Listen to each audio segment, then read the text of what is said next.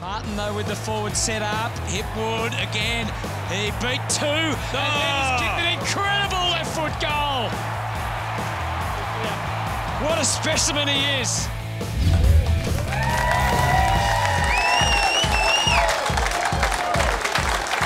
He's the pride of Brisbane at the moment. Please welcome Lions superstar Eric Hipwood.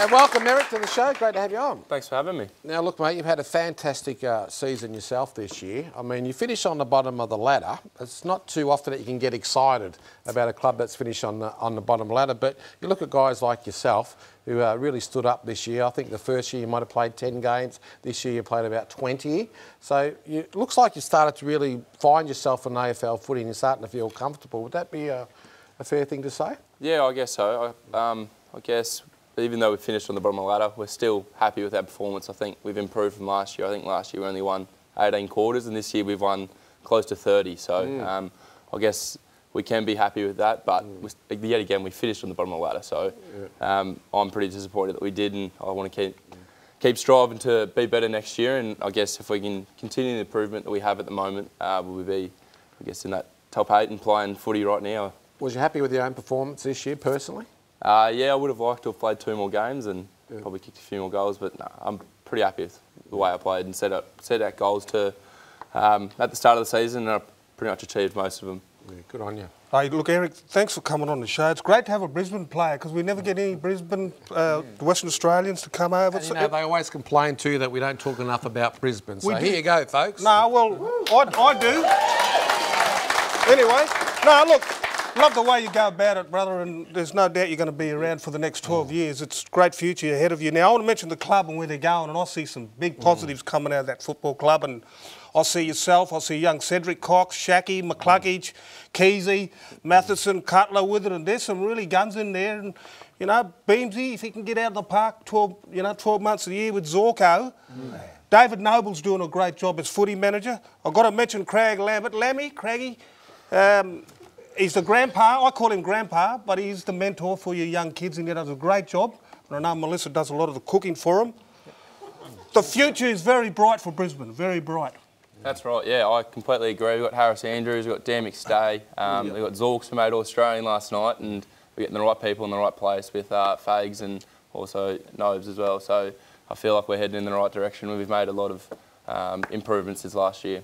Just from your own background, I mean, you've come a really long way this season. There's some pretty lofty comparisons already, but I was just talking to your mum and dad earlier and they were saying you were a very talented cricketer and it wasn't necessarily a certainty that you were going to go into footy rather than cricket. Just give us an idea of the background. Yeah, so when I was 13 years old, I wasn't really playing too much footy. I didn't really take it too seriously, but I was lucky enough to get into the academy, the Lions Academy, and they had something that attracted me to the sport. And I sort of played it at a local level at Caloundra and continued for a bit, but never really thought I'd be able to make it. But when I was in about I think it was grade 10, I moved to Maroochydore High School, and that was for cricket, and cricket was my main sport, and they had a school of excellence in cricket. So we had a class where we pretty much played cricket and studied cricket. So I think probably not too when I was about 16, 17 years old, I ended up getting into the NAB national team.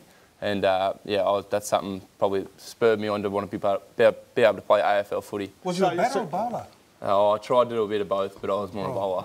So, I mean, in some ways it's quite late to come into the game, and yet your progress has been amazing. Now, I don't want to put you on the spot here, but there's been the odd comparison this season to Buddy Franklin in the way you move and the turn onto the left foot. How do you feel when you hear a comparison like that? Does it scare you, or does it make you think, gee, can I be that good? No, it doesn't scare me, but he's a star of the game, and if you can be half as good a player as him, I'll be more than happy. But yeah. Now, me and Gilbert, we're probably about 6 foot tall, so we're good Collingwood 6-footers. But 5'11". you're 6'9", aren't you? 6 foot yeah, yeah. Could you stand up for a second and see how big he is? He's a very big. Look at that, ladies and gentlemen. Now, the way you go on, you could end up in the midfield. You could be a midfielder, Gilbert. Wait till he does some weights. He is going to be some big unit. So tell us a little bit about Chris Fagan. I've known a little bit about Chris myself, but when he walked into the club, you know what it was all about. You've heard about him. Those first couple of meetings, what did you take in and think, oh, wow, we're going places here or not? Yeah, certainly. As soon as he came to the club, we knew his background. He'd been in Melbourne, been at Hawthorn, and yeah, he was very quick to try and teach us his game plan and the way he wanted to go about it, and taught us the way he wanted to coach us. And not only that, we also got a lot more coaches. So, like even in the twos, we got Zane Littlejohn, we got Henry as well, and I think we just feel like the club's refreshed, and we've got great people in the good spots, so I feel like we're heading in the right direction. You're exciting to watch. I mean, I get excited watching you play, and I love the way you go about it. But you've got an interesting nickname too, haven't you? They call you the Eel, don't they? How did that come about? Yeah. The swimmer. Because he's 6 foot 1,000. Is it a family show, or we can talk about the Eel? Or? No, so I think when I was topping up for the academy, for the two, Dane Zorko was quick to ask me what's my nickname, and I said, oh, Hippie, I guess, and he said, no, you can't make your own nickname. I'll make it Eel. So I think that's the story. Can you swim? Can you swim? I'm not too good at swimming. Hippie, let's get away from the Eel. Let's get away from the Eel. Yeah. Now you're re-signed with Brisbane, correct? Yep. 1.3 million. Like that's on. If a Melbourne-based club like the Western Bulldogs. No. The Western Bulldogs come to you and said, listen, we've got 1.5 million for the next 7 years. You're only 20. So let's say 7 years. It's not ridiculous. It's a 7-year contract these days. For 1.5, what would young Hippie do? What would you do? I'm in Brisbane. I'm close to my family. I love where I'm at. No. I feel like we're... You'll be packing your bags, son. That's what you'll be doing. Because I'm your manager. I'm your manager. That's what you'd do. You wouldn't do it. You wouldn't do it. I wouldn't. Good boy. Loyalty, it's fantastic. It's funny, Jip, because these days players getting 1.2, 1.5, 1.7, that's probably the combined figure you two guys made in your whole careers. Be honest, Dougie. Peter Gordon asked you to ask him that question. You're doing some recruiting for the Bulls. That is correct, Rowan. Stay where you are, Eric. The AFL needs a strong Brisbane, and you're the cornerstone. That's right. You did say publicly that you want to be a one-club player, and that's important to you, isn't it? Yeah, that's great, Dougie.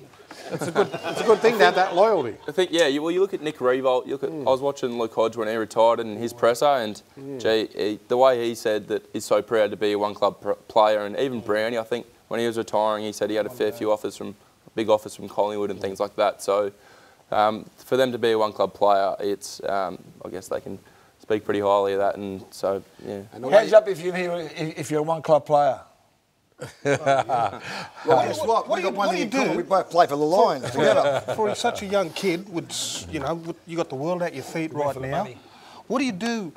What do you do away from footy? Do you do any couple of part-time work, or what do you do to try and keep your mind off footy? Because as a young 18-year-old kid, you use it just football. Yeah. Anything to take you away from footy? A few boys do study. I'm not studying at the moment, but I guess I love a couple of holes, anything, you know? No, I love sport, so I watch cricket, I watch everything. So I guess it's not just footy that I have the love for. It's tough coming through as a young player. Does it make it a lot easier coming through with a whole group of young players? Now, Gilly rattled off 7 or 8. Of course it does. Okay, well, I don't need to ask you. No. It's like the Hawthorn days, yesterday days. All the great sides have got a unit of players. Have a chat between yourselves. Yeah, thanks, Eric. Thanks, Eric. Now, Dipper, what do you think? No, well, we're all really, really close, so I think that probably makes it a little bit easier. That's why I just said that. Yeah, we're all good mates. It's similar to the Lions, they may want it. Okay. Sorry, you're the ventriloquist and he's the puppet. What's going on here? That's a worry. Eric, it's been an absolute pleasure having you on the show. Please put your hands together, folks, for Eric Hipwood. He's a rising star of Brisbane. You're going to hear a lot about him in the future. Don't worry about that.